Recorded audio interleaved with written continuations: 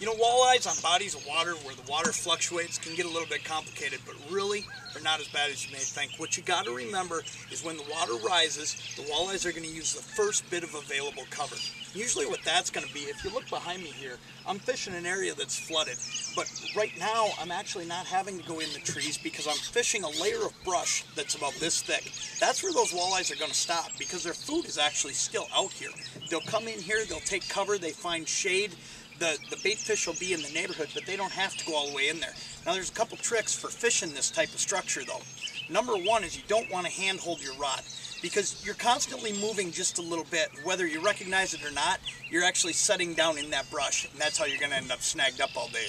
What I like to do is use a line counter reel like I'm using here and actually set my depth on all 4 rods identically.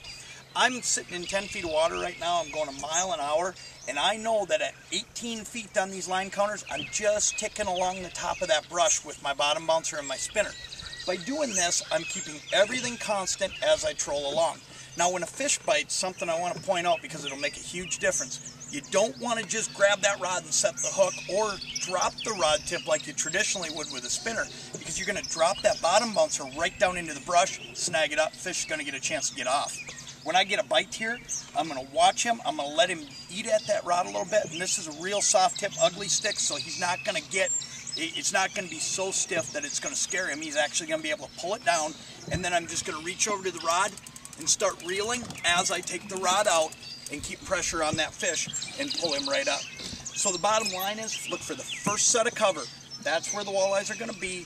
And then fish right over the top of that cover, and you're going to put a lot of fish in your live well.